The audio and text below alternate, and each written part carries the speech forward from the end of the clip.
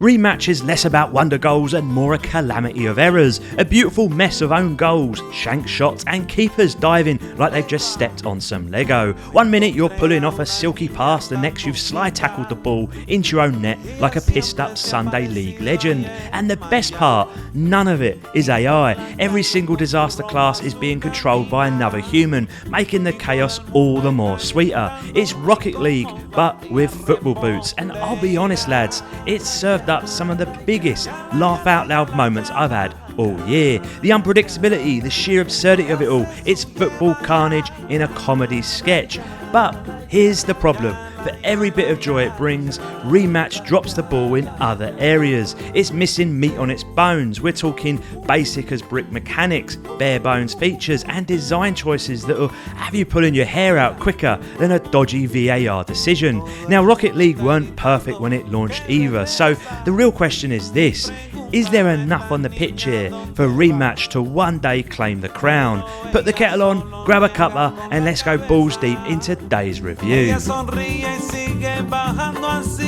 Rematch then keeps it simple, and that's part of its charm. You control a single player in either a 3-a-side, 4-a-side or a 5-a-side match, and you're dropped straight into a team with a few minutes on the clock to bang in as many goals as possible. The pitch, a neon cage match. It's surrounded by a force field, so there's no throw-ins, no corners, no ball boys scratching their asses on the sidelines. The action never stops and neither does the chaos. There's no offsides, no fouls, no refs wagging fingers or blowing whistles like they've got something to prove. This is football boiled down to its most primal pub league form, and it's glorious. And listen, if you're not a footy diehard and the idea of memorising skill chains gives you a migraine, fear not. The controls are dead simple. Pass, shoot, slide tackle. That's your bread and butter. Hold down one extra button and suddenly you're pulling off lob passes or cheeky rainbow flicks like you're Ronaldinho after a couple of pints. Other games would have you learning combos like you're revising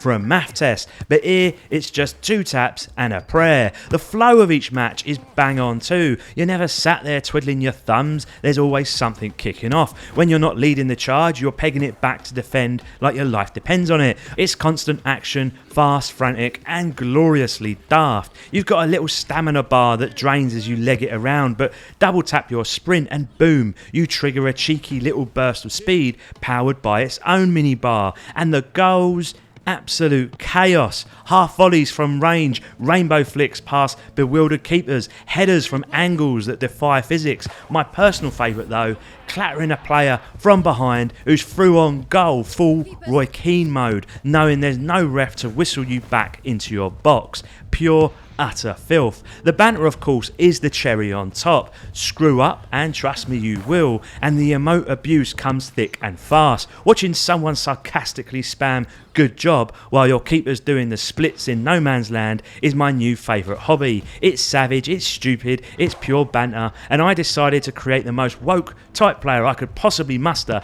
to give additional flair to my rumblings.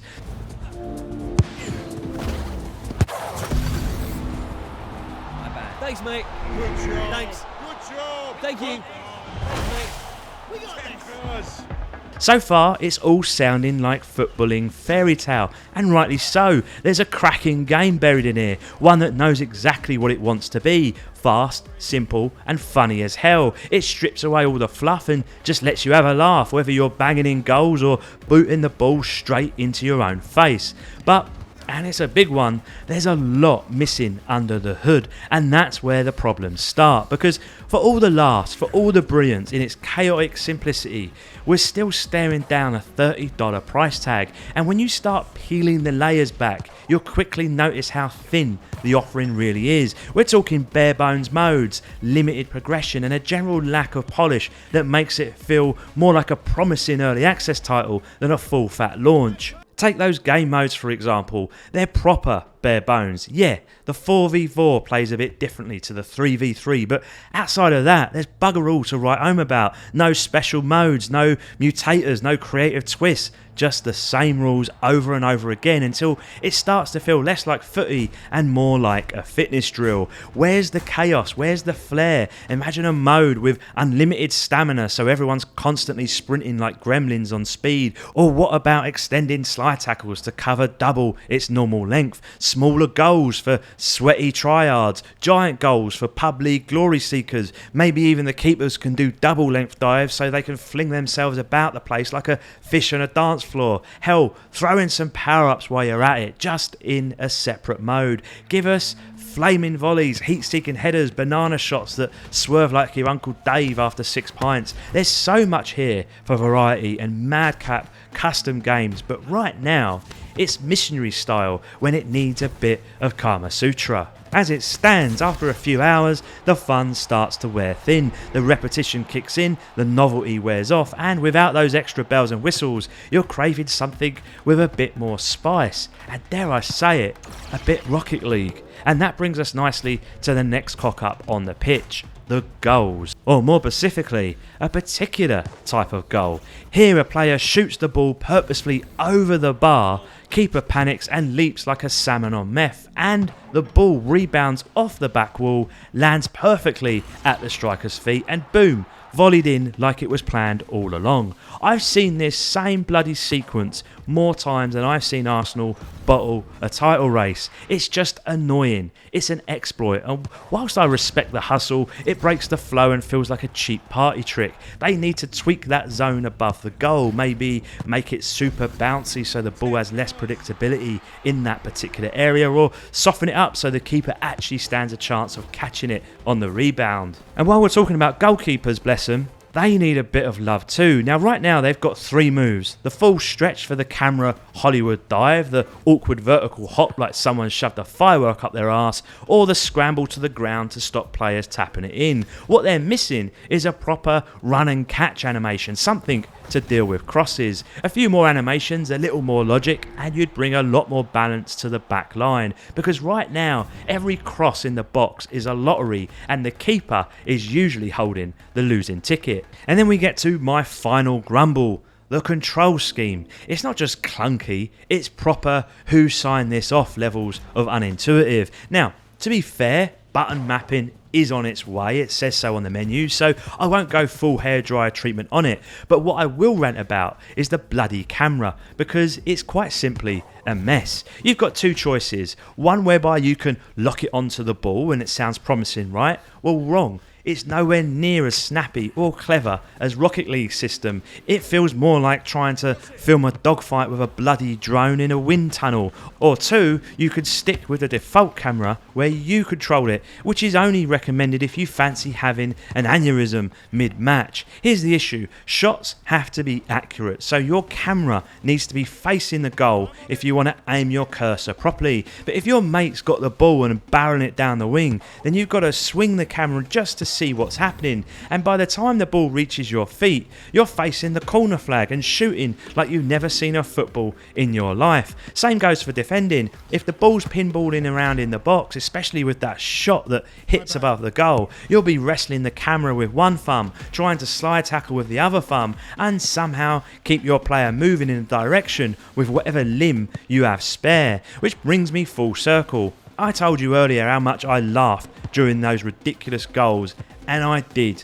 But the cold hard truth is this, most of them probably happened because someone was fighting the controls, not because of any tactical masterclass. It's a game built for laughs, sure, but sometimes those laughs come from the sheer absurdity of the input lag between your brain and the controller. Graphically, I've got very few complaints though. In fact, I think Rematch looks the part. It's got a cel-shaded style that leans into that Brazilian street football flavour. It's loud, it's colourful, and it knows exactly what it's going for. Think less FIFA realism, more arcade flair with a cheeky wink. Animations are fluid too. You get that lovely arcade oomph as players smash balls up the pitch or keepers pull off ludicrous saves that make Spider-Man jealous. And performance-wise, mate, it's butter. I was hitting 400 plus frames per second on my admittedly chunky rig, but that tells me that this game has been optimised within an inch of its life, and I love to see it. It means more players, more mayhem, and more laughs no matter what toaster of a system you're running under the desk. I also love the little graphical touches that they throw in where possible. The keeper's gloves fizzling in flames, the neon blue glow from your boots when you double sprint, stadiums that suddenly transform into outer space the moment you bag a goal. It's all mad and it's all brilliant. I know it's not going to win awards for photorealistic sweat or how lifelike someone's left nostril is, but that was never the mission here. Rematch set out to build a game that connects 10 players from across the globe in real time with zero lag and full madness, and in that respect they've absolutely smashed it top bins. Where they've really dropped the ball though, and I mean punted it into row Z, is in the sound department. I mentioned the emotes earlier, and to be fair, they're the standout here. There's something beautifully tragic about hearing a British bloke shout, "We got this," while you're 3-0 down and your keeper's just tripped over his own shoelaces. But that's about where the audio brilliance ends. The sound effects are painfully lackluster. I'm not talking about the thuds of the ball, they're passable I guess, if a bit flat. I'm talking about the stadium atmosphere. It's like playing at the Emirates. If you listen close enough, you can probably hear Arteta in the background arguing with the fourth official about the colour of the match ball. This world they've created, full of vibrant stadiums, outer space arenas, should be roaring. I want NHL style foghorns when a goal goes in. I want the crowd jeering when someone balloons it over the bar or bags an own goal. I want that constant bedlam of noise, passion and chaos. Instead, we get a soundtrack, like a moody elevator mixtape to accompany the quiet bits. It's absolutely baffling. Arsenal fans might feel right at home here, but for the rest of us, it's crying out for character, energy and a proper bit of footballing soul. Rematch then really is a game of two halves. On the one hand, it's frantic, funny and packed with moments of glory and total humiliation. Just like park footy when you were a kid, it's quick, it's fluid, and when it clicks, it feels magic. The art style pops, the animations have bite, and it all comes together in a way that is hard not to enjoy. But then the cracks start showing. The sound is piss poor, a fixable issue but still a glaring one. The bigger clanger, those bare bone game modes and a control system that feels like wrestling an octopus wearing boots. And don't get me started on the goals. Half of them feel like flukes, the other half are the result of someone exploiting the same rebound trick for the 100th time. If you've got Game Pass, give it a spin. It's an absolute no-brainer. But at $30 elsewhere, I can't in good faith say there's enough game here yet to justify the price tag. That said, the popularity is already booming and that gives me hope.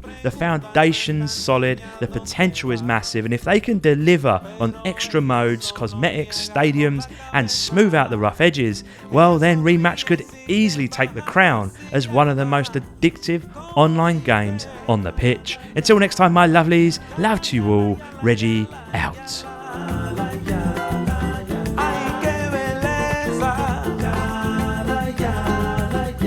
Ay, Maya, se suya, Maya.